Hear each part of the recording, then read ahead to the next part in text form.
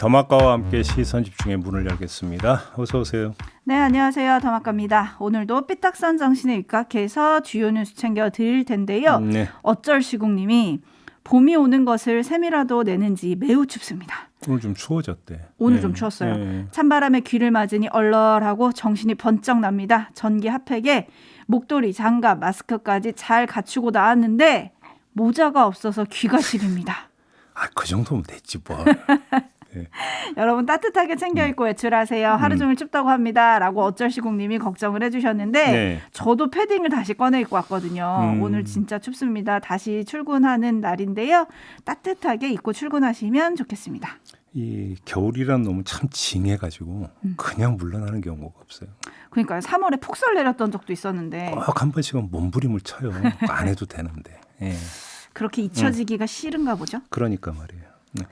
네, 박창기 님이 올 듯 말 듯 봄의 문턱이 높은가 봅니다. 그래도 따뜻한 봄은 오겠죠. 제이비님, 더마카님 그리고 촌철님들 건강 챙기세요. 라고 따뜻한 인사도 보내주셨습니다. 아, 이때는 써도 되겠다. 조만간 제비가 돌아올 겁니다. 그렇구나. 제이비와 제비의 만남. 네, 기대되네요. 네. 신현우 님이 제 방만 듣다가 오늘 라이브 청취합니다. 오늘도 잘 부탁드립니다. 라고 해주셨는데 저희가 잘 부탁드립니다. 아, 라이브로 들어야 뭔가 좀 생동감 이런 게 더 느껴지지 않나요? 그렇죠. 그렇죠. 영양가가 더 생기는 거 아니겠습니까? 네, 혼자만 듣지 마시고 어떻게 하라고? 널리 널리 전파. 최소한 몇 명에게? 5명. 네. 네. 자, 오늘 뉴스로 한번 가볼까요? 네, 오늘 주목할 첫 번째 뉴스 어떤 건가요? 윤석열 대통령의 3.1절 기념사를 놓고 참 여러 가지 이야기가 있습니다. 왜 과거사는 언급하지 않느냐 뭐 이런 지적이 많이 나오던데요. 저희가 주목한 대목은 바로 이건데 한번 직접 들어보시죠. 그로부터 104년이 지난 오늘 우리는 세계사의 변화에 제대로 준비하지 못해 국권을 상실하고 고통받았던 우리의 과거를 되돌아보아야 합니다. 네, 이 대목을 듣고 저는 떠오르는 사람이 한 명 있었는데 혹시 누군지 아시겠어요? 저는 알지만 그래도 묻겠습니다. 누구죠? 정진석 국민의힘 비대위원장인데요. 지난해 10월에 페이스북에 이런 글을 올려서 식민사관 논란을 자초한 바가 있었거든요. 한 대목 들어보시죠. 조선은 왜 망했을까? 일본군의 침략으로 망한 걸까?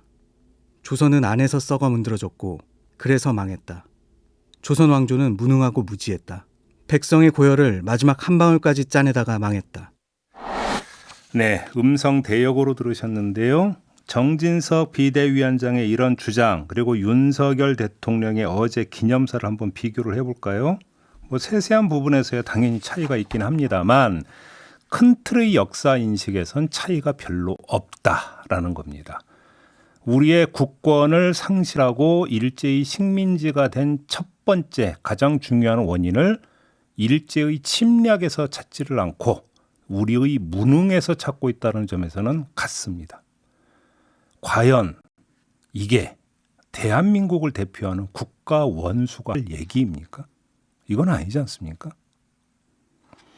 네, 역풍이다님이 파트너가 되려면 가해자가 반성하고 사과를 한 후에 피해자가 파트너로 인정해 주는 거 아닙니까? 라고 보내주셨는데요. 그것도 그래요. 그러니까 파트너라고 하는 게 안보와 경제 등의 협력 파트너 이렇게 표현을 했죠. 그러면 경제 관련해서 대한 수출 규제 풀었습니까, 일본이? 안 풀었잖아요. 공식적으로 안 풀었잖아요. 근데 어떻게 경제에서 지금 협력 파트너입니까? 지금 척지고 있는 거 아닙니까? 우리한테 오히려 지금 뒤통수 때린 게 일본 아닌가요? 그다음에 보편적 가치를 공유하는 파트너 뭐라고 하던데 이게 뭡니까? 자유를 강조를 하던데 그러면 공산 진영에 맞서는 자유 진영의 일원이다. 이런 이야기가 되는 건데 이건 70년대 레토릭 아닌가요?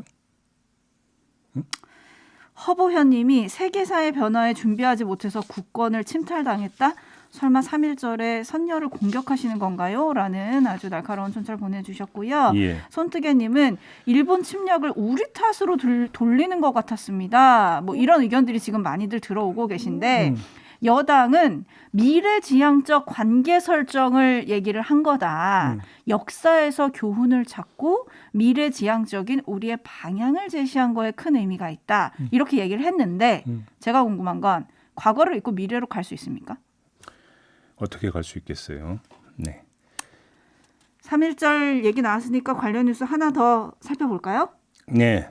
좀 황당했던 뉴스가 있었는데 3.1절인 어제 세종시 한솔동의 한 아파트 베란다에 일장기가 내걸렸다는 거 아니겠습니까? 아파트 관리사무소가 주민들의 신고를 받고 이 집을 2차례 방문했지만 세대원을 만나지 못했다고 하는데 외출한 건지 문을 안 열어준 건지 뭐 이건 알 수가 없습니다만 더욱 알 수 없는 건 일장기를 내건 이유 아니겠습니까? 뭐 우리가 이제 삐딱선 정신을 참 많이 강조하긴 합니다만 이건 삐딱한 게 아니라 미친 짓이죠, 미친 짓. 네. 네? 다른 나라도 아니고 대한민국에서 다른 날도 아니고 3.1절에 버젓이 일장기를 내건다? 이걸 도대체 이성을 갖고 어떻게 이해를 할 수 있겠습니까?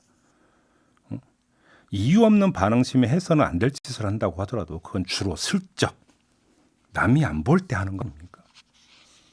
아니 이 베란다에 대걸었으면 이 집 어디로 그러니까 도망가는 거 아니잖아요. 그렇죠. 그러면 뭐예요?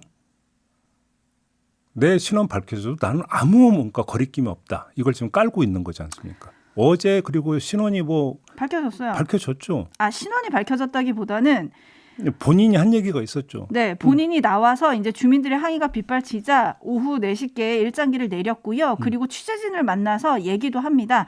그 입장 직접 들어보시죠. 약간 변조가 돼 있다는 점은 양해를 좀 부탁드립니다. 들어보시죠. 자, 일장기 건 거 대한민국 법에서 문제 됩니까 안 됩니까? 저 일본 사람이에요. 일장기를 건 이유를 물었더니 윤석열 대통령의 3.1절 기념사 내용을 언급합니다. 일본이 협력관계에 있는 국가라는 점을 밝혔기 때문에 그 부분에 대해서 옹호의 입장을 좀 표시하는 표식이라고 좀 봐주셨으면 좋겠고요. 네, 처음 보도로 알려지기로는 자신은 일본인인데 한국이 너무 싫어서 일장기를 걸었다 이렇게 얘기를 했었는데 네. 오후에 기자들을 만나서는 대통령 3.1절 기념사를 언급을 했다는 거예요. 이게 바로 어제 대통령 기념사에 대한 부작용이 이렇게 나타나는 게 아닌가 하는 생각도 드는데 본인은 또 일본인이라고 주장을 했지만 세종시 관계자의 말에 의하면 입주민 카드에는 한국인으로 적혀 있다고 합니다. 요거는 아직 진실이 우리말이 파악되지 참 않았습니다. 유창하던데 일본인이에요. 네. 아무튼 그런데 윤석열 대통령의 그 발언을 듣고 옹호의 입장을 표시하는 표식으로 봐줬으면 좋겠다. 지금 이렇게 이야기를 했잖아요. 그런데 저는 여기서 또 그러니까 쓸데없는 궁금증이 하나 생겼는데 그럼 일장기는 어디서 난 겁니까? 그러면 윤석열 대통령의 3.1절 기념사를 듣고 너무 옹호하는 입장에서 밖에 나가서 그러니까 일장기 사와서 건 겁니까? 어제 공휴일이었잖아요. 가게 연대 있었습니까? 뭐 그러면 갖고 있었나 보죠. 평소 갖고 있었다고 봐야 되는 거잖아요. 이 사람은 왜 일장기를 그러면 평소 갖고 있었던 거랍니까? 네? 일본인이라잖아요. 넘어가죠. 좀 제가 유추해서 제 입 밖으로는 말을 못했지만 아름다운 서울님이 보내주셔가지고 읽을게요. 일본인이다, 한국이 싫다, 그럼 일본으로 가세요. 아니 일본인 설령 일본인이라 하더라도 어디다 대고 일장기를 내 겁니까 지금? 어제가 무슨 날인데 그죠? 그러니까요. 네. 열받네. 네. 3.1절 기념사를 두고 저희가 이런 논평을 해야 됩니까? 그러게 말입니다. 네. 관련한 얘기는 잠시 후 2부와 3부 인터뷰에서 또 짚어보도록 하고요. 잠깐 마음을 가다듬고 JB타임즈 다음 주목할 뉴스 어떤 건가요? 민주당으로 가보겠는데요. 안민석 의원이 어제 이런 주장을 내놨습니다. 들어보시죠. 전당대회와 의원총회 한 중간되는 지점이 중앙위원회 소집이거든요. 예. 여기는 당의 대표급 당내외 인사들이 한 500~600명이 총회를 거쳐가지고 당의 중요한 의사결정, 전략을 결정을 이제 하는 건데요. 그래서 이재명 대표 사퇴 문제, 그다음에 이후에 백현동 그리고 쌍방울 영장 청구 왔을 때 어떻게 되는 문제, 그다음에 특히 특검법 있지 않습니까? 네. 50억 클럽과 김건희 특검법, 이것에 대한 의사결정도 이것은 의총이 아니라 저는 중앙위 소집을 통해서 해야 된다고 봅니다. 네, 그러면서 다시 한번 이 점을 강조했는데요. 마저 들어보시죠. 이것은 중요한 문제고 당의 위기적인 상황이고 당대표의 진퇴 문제와 관련되어 있는 거기 때문에 이것은 당대표는 당원들이 뽑은 당대표이지 않습니까? 그래서 당대표 사퇴 여부는 당원들에게 물어보는 게 마땅한 것이죠. 그러니까 정리하면 중앙위원회에서 이재명 대표 사퇴 여부를 묻는 전당원 투표 안건을 의결한 뒤에 바로 전당원 투표를 실시하자 이런 주장이거든요. 정리하자면. 자, 그러자 비명계가 익명으로 그 여러 언론과 인터뷰를 하면서 입장을 밝혔는데 꼼수로 일축을 했습니다. 안민석 의원의 이런 제안을 꼼수로 일축을 했고 한 의원이 이런 말을 했는데요. 왜 대표 거취를 전당원이 결정을 하나? 본인이 결정하면 될 일이다. 이렇게 이야기를 했다라는 겁니다. 그럼 어떻게 하자는 걸까요? 자, 한번 지금부터는 비명계의 관점에서 비명계의 시점에서 한번 좀 그 풀어보려고 하니까 그 점을 좀 염두에 두고 들어주셨으면 좋겠는데요. 이재명 대표가 사퇴를 결심할 때까지 압박을 계속하겠다라는 거잖아요. 일단 먼저 정리할 수 있는 게 그러면 그 압박 수단이 뭐겠습니까? 제2차 체포동의안이 왔을 때 찬성표를 던져서 가결시키는 것이겠죠. 그렇죠. 그러면 그 다음은 당연히 영장실질심사를 받는 것이고 이어서 구속영장이 발부될 가능성이 높으니까 대표직을 수행하고 싶어도 못할 것이다. 그래서 대표직 사퇴할 수밖에 없지 않느냐. 뭐 이런 로드맵이라고 그러니까 해석을 해야 되는 거 아니겠습니까? 이재명 대표 스스로 물러나지 않는 이상은. 그렇죠? 그러면 비명계는 이렇게 이재명 대표 구속을 기정사실로 놓고 접근하고 있다고 봐야 되는데 그러면 아마 김용 정진상의 케이스를 들고 나올 가능성이 있겠죠. 이 두 사람은 이재명 대표의 왼팔, 오른팔 이렇게 이제 그 분류됐던 사람들인데 이 사람들이 구속과 동시에 당직을 사퇴하지 않았습니까? 그러니까 왼팔, 오른팔도 구속과 동시에 당직을 사퇴했으니까 이재명 대표도 그에 준해서 대표직을 사퇴하는 게 당연한 것 아니냐. 이렇게 이제 주장을 하고 이제 나올 가능성이 좀 높다라고 하는 것이고요. 여기까지는 그렇다고 치겠습니다. 진짜 다음은 여기서부터인데요. 만약에 이재명 대표가 사퇴하는 일이 발생을 한다면 그 다음에 어떻게 되는 걸까요? 비대위로 가는 겁니까? 아니면 바로 전당대회를 열어서 새 대표를 뽑는 겁니까? 현실적으로 볼 때 비대위를 일단 먼저 찍고 전당대회로 가더라도 비대위를 찍을 가능성이 되게 높다고 봐야 될 것 같은데 바로 여기서 중요한 체크 포인트가 하나가 나옵니다. 뭐냐면 비대위원장을 누가 위촉합니까? 원내대표가 위촉하게 되어 있습니다. 그런데 지금 그 민주당 안에서 원내대표 선출 일정을 앞당기자라는 이야기가 나오고 있는 거 아시죠? 왜 그러냐면 지금 국민의힘의 주호영 원내대표가 본인이 원내대표를 맡으면서 나는 이때까지만 한다고 못 박은 시점이 있어요. 아마 그게 4월 초인가 그럴 텐데. 네, 4월 7일까지라 그러네요. 그러니까 이제 그 상대가 이제 그때 끝나기 때문에 우리도 거기에 맞춰서 원내대표를 좀 당겨서 뽑자. 원래 5월에 뽑아야 되는데 이 이야기가 나오고 있고 벌써 언론 지상에는 후보군들이 쭉 이름이 지금 나열이 되고 있는 상황인데요. 여기서 바로 여기서 원내대표를 누가 맡을 것이냐, 누가 차지할 것이냐, 이거를 둘러싼 싸움이 아주 엄청 치열해질 수 있다는 겁니다. 비명계 입장에서는 당원 투표가 아니라 의원 투표가 좀 더 가능성이 있는 선택지 아니겠습니까? 그런 점에서 원내대표를 만약에 맡게 된다면 비대위원장 위촉 권한을 행사할 수가 있고 그래서 당권, 향배를 달리할 수가 있다. 이렇게 접근해 들어갈 수가 있다는 겁니다. 그런 점에서 그러니까 최근 며칠 사이에 조금씩 나오고 있는 원내대표 선출 문제를 주목해서 볼 필요가 있다라는 것이죠. 물론 이 이야기의 모든 것의 전제는 비명계가 지금 이제 그러니까 본격적으로 이제 입에 올리고 있는 이재명 대표 사퇴라고 하는 게 관철됐을 때의 경우이지만 아무튼 이런 주장을 하는 비명계 입장에서는 이런 로드맵, 그다음에 이런 실천 계획을 짜고 있을 가능성이 있다. 이 점을 말씀을 드리는 겁니다. 그럼 듣다 보니까 머릿속에 그려지는 그림은 계속 이른바 언론 분류법에 의하면 친명과 비명 간의 대결이 계속되겠네요. 원내대표 선거 계속되는 역시. 게 아니라 이제 본격화된다고 봐요. 이제 본격화. 그렇죠. 아, 그렇군요. 그렇군요. 원래 민주당 당원에 따르면 매년 5월 둘째 주가 원내대표 선출 기간인데 그거를 한 몇 주 당겨서 4월 중하순쯤 지금 열릴 걸로 예상이 된다. 오늘 아침에도 이런 보도가 있더라고요. 네. 그리고 후보군 이름이 쫙 나열이 됐는데 거론되는 후보군을 보면 이른바 범비명계가 좀 많습니다. 그러니까요. 그다음에 의원 투표는 하느님도 모른다는 거 아니겠습니까? 네. 보통 그런 얘기 하잖아요. 아무도 모른다. 그러니까요. 이번에 그 체포동의안 투표가 끝나고 나서도 여당 의원도 그런 얘기를 하더라고요. 역시 의원들 투표는 아무도 모른다. 표 계산하기가 제일 힘든 거다 이렇게 얘기를 하던데 아무튼 당권 접수 부분에 있어서 원내대표 경선이라고 하는 것들을 중요한 디딤돌로 설정하고 있을 가능성이 대단히 높다.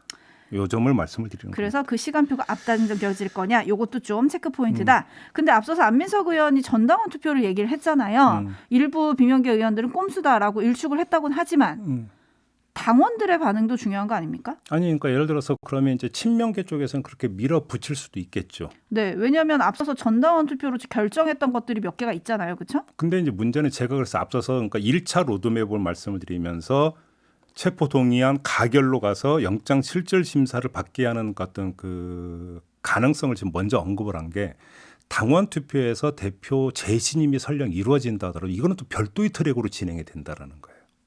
그렇지 않습니까? 네, 8601님이 똘똘 뭉쳐도 어려운데 민주당 왜 이러나요? 라고 보내주셨고 반면에 방함님은 원칙대로 하면 될 것 같은데 원칙대로 하면 좀 쑤시나요? 별의별 핑계 대면서 원칙을 깨려고 하네요. 이런 의견도 있다. 요런 좀 전해드리겠습니다. 오늘 이재명 대표가 모처럼 공식 일정이 없는 하루라고 합니다. 네. 그래서 언론은 또 그 점을 주목하더라고요. 이후에 어떤 메시지를 낼지 그것도 좀 시선 집중하고요. JB타임즈 다음 주목할 뉴스 어떤 건가요? 김진표 국회의장이 여야 원내대표 합의를 토대로 선거법 개정을 위한 전원위원회 개최 일정을 확정했다는 지금 보도가 나왔어요. 국회 정개특위가 17일까지 두세 개의 선거법 개정안 초안, 복수안을 마련을 하고 23일에 본회의를 열어서 전원위원회를 구성한 뒤에 27일부터 2주간 전원위원회를 열어서 개정안을 의결하고 이 안을 정개특위로 넘겨서 구체적인 법안을 마련한 다음에 법사위를 넘기고 법사위에서 통과된 다음에 다음 달 28일 본회의에서 처리한다. 이런 일정이라는 겁니다. 그러면서 유력한 선거법 개정안으로 2개가 제시가 됐는데 소선거구제의 틀을 유지한 상태에서 권역별 비례대표제를 도입하는 방안이 하나, 도농복합형 중대선거구제를 도입을 하면서 권역별 비례대표제를 도입하는 방안 둘, 요 두 안이 가장 유력하게 지금 거론이 되고 있다라는 건데요.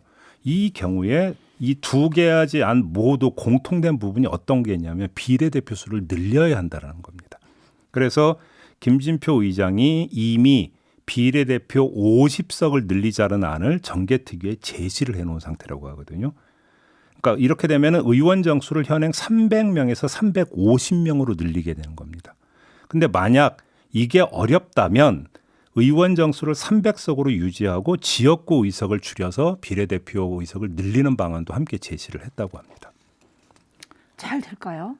뭐 선거법 개정의 필요성은 어떻게 바꾸든지 바꿔야 돼요. 예를 들어서 지난 총선에 나타났던 비례위성정당 문제 이런 것들도 당연히 풀어야 되는 거 아니겠습니까?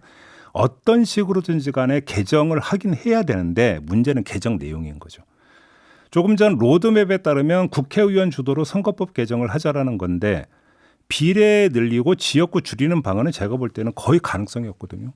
국회의원들 주도로 선거법 개정이라도 이제 자기 밥그릇 줄이겠습니까? 당근 안 줄이려고 하겠죠. 그러면 이란 그러니까 의원 정수를 300에서 350명으로 늘리는 게 그러니까 오히려 채택될 가능성이 상대적으로 높다고 봐야 되는데 여기서 국민 여론이 그거를 용납을 하겠냐라는 겁니다. 이걸 의식을 했는지 김진표 국회의장은 세비를 동결하는 것을 조건으로 의원 정수를 늘리자 이 안을 지금 제시를 했다라는 건데 그러면 동결이라 하더라도 지금 국회의원 세비가 1년에 얼마입니까? 1억이 넘죠. 그렇지 않습니까? 네. 결코 적은 게 아니라는 것이고 두 번째 그렇게 해서 선거법 다 개정하고 의원 정수 다 늘린 다음에 어느 시점인가 가서 국회의원들이 슬그머니 자기들이 의결해서 세비 올릴 수도 있는 거 아닙니까? 그렇다고 국회법에 더 이상 세비는 올릴 수 없다라고 하는 조항을 명문화하지 않는 이상은 그리고 그런 조항을 명문화하는 건 말도 안 되는 거고 그러면 세비 동결이라는 조건은 잠정적이고 일시적이고 소나기 피하기용 규정 그냥 합의로 그칠 가능성도 대단히 높다. 이런 문제가 있는 것이겠죠. 네, 벌써 들으시면서 많은 분들이 줄여도 모자랄 판에 늘리신다고요? 이런 댓글이 많이 오고 있다. 이 댓글은 모아서 제가 국회에 보내야 될 것 같은데 하여튼 이런 게 지금 많이 오고 있다. 그리고 이은하님은 또 새로운 제안을 해주셨어요. 그러면 세비를 반으로 삭감하고 증언하세요. 그러니까 이런 안도 있다. 동결이 아니라 확 삭감을 한다네. 그죠? 네, 근데 HBYI님은 골라 이거나 저거나 50명 늘리는 거네요 라고 해주셨는데 여튼 결론이 날지 여기에 또 국민 여론은 얼마나 반영이 네. 될지 이것도 지켜보겠습니다. 네, 마무리하겠습니다. 더마카 수고하셨어요. 고맙습니다.